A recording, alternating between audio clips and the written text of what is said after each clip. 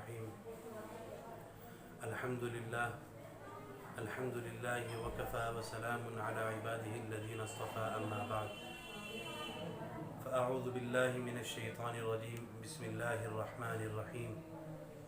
لن ينال الله لحومها ولا دماؤها ولكن يناله التقوى منكم. صدق الله العظيم.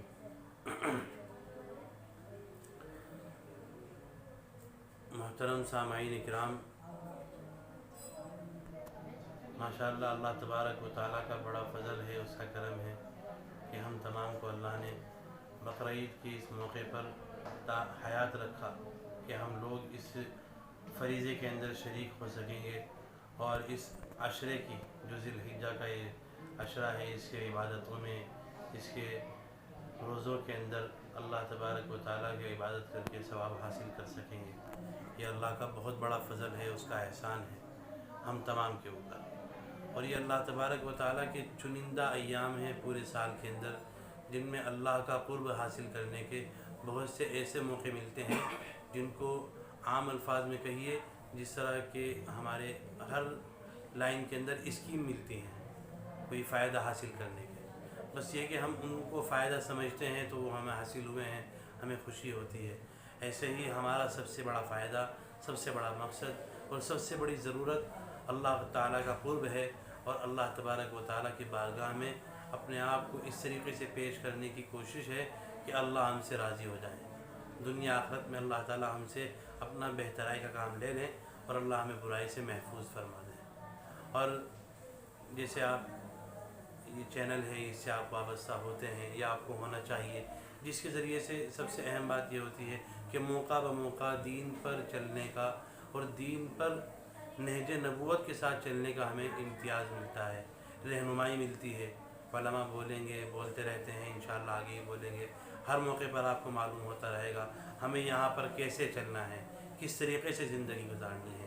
مثلا اب لاک ڈاؤن ہے، کووڈ-19 کی ایک کنڈیشن ہے جو عالمی سطح پر ہے، اللہ تعالیٰ اس سے ہم سب کی حفاظت فرمائے، شرور و فتن سے اللہ تعالیٰ خیر کا معاملہ فرمائے اور پوری انسانیت کو اللہ تعالیٰ اس کے فتنے سے، اس کے عذاب سے محفوظ فرمائے۔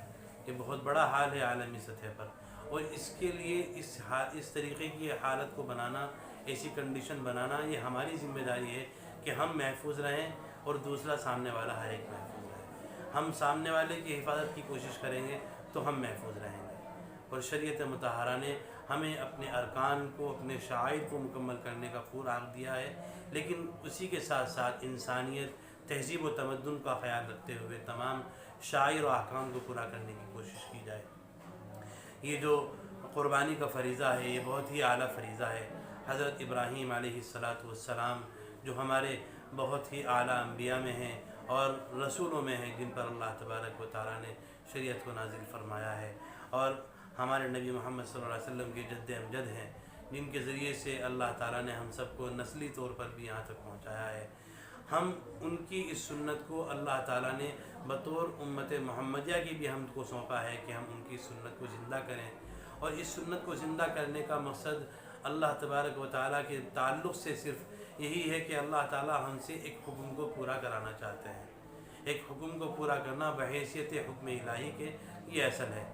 ہم سے ہمارے والد کہیں کہ یہ کرنا ہے، اب وہ کام اصل نہیں ہے، والد کا حکم ہے، یہ اصل ہے۔ ایسے ہی اللہ تبارک و تعالیٰ نے ہمیں قربانی کا حکم دیا ہے کہ ہم اپنے جد امجد اور ہم سب کے آقا جناب رسول اللہ صلی اللہ علیہ وسلم کی جد امجد حضرت ابراہیم علیہ السلام کی سنت کو زندہ کریں گے اس طریقے پر کہ اللہ نے ہم کو حکم دیا ہے۔ لیکن اللہ کو ہمارا نہ تو اس جانور کا خون پہنچتا ہے نہ اس کا گوشت پہنچتا ہے، جیسے قرآن کریم کی آیت ہے لن ینال اللہ لحومها ولا دماؤها ولکن ینالہ التقوی منکم، کہ اللہ تعالیٰ کے پاس نہ ہی تمہارے جانور کا خون پہنچتا ہے نہ ہی اس کا گوشت پہنچتا ہے، بلکہ اللہ کے پاس تو آپ کا تقوی پہنچتا ہے۔ جس اخلاص سے، جس قربانی سے، جس اللہ تبارک و تعالیٰ کے حکم کو بجا لانے کی نیت سے اور حضرت ابراہیم علیہ السلام کی سنت کو پورا کرنے کی نیت سے ہم اس کو زندہ کریں گے، اللہ تبارک و تعالیٰ اس کو ایسے ہی قبول فرمائیں گے اور ایسے ہی اس کا دنیا آخرت میں اللہ اجر عطا فرمائیں گے۔ اور इसी के साथ साथ सफाई सुथराई का ऐसा ख्याल रखना कि हमसे किसी भी मज़हब के किसी भी इंसान को तकलीफ़ ना पहुँचे। रसूलुल्लाह सल्लल्लाहु अलैहि वसल्लम की रिवायत है, आपने फरमाया अल मुस्लिमु मन सलिम अन्नास मिन लिसानिही व यदिही, मुसलमान वो है जिसकी ज़ुबान और उसके हाथ से सारे इंसान महफूज रहें, हमारी ज़ात से हमारे अमल से किसी को तकलीफ़ ना पहुँचे।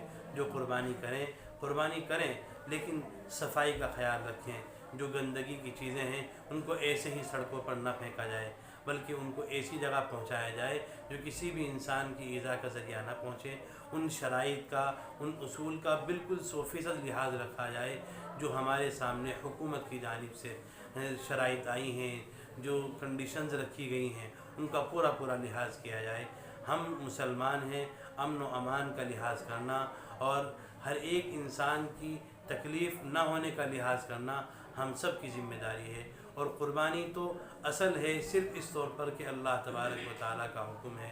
हज़रत इब्राहीम अलैहिस्सलातु वस्सलाम की ये सुन्नत इस तौर पर मनाई जाती है कि अल्लाह तबारक व तआला ने हज़रत इब्राहीम अलैहिस्सलातु वस्सलाम को ख्वाब के ज़रिए अपने बेटे की क़ुरबानी का हुक्म दिया, और उन्होंने उस क़ुरबानी के ख्वाब को अल्लाह की मोहब्बत में सही तौर पर हकीकतन बदलने की पूरी कोशिश की, जिसके लिए हज़रत इब्राहीम अलैहिस्सलातु वस्सलाम अपने बेटे को लेकर जंगल में गए और बेटे को ज़िबा करने के लिए, अल्लाह की राह में क़ुरबानी देने के लिए जो जो मुमकिन रास्ते थे उन्होंने अपनाए।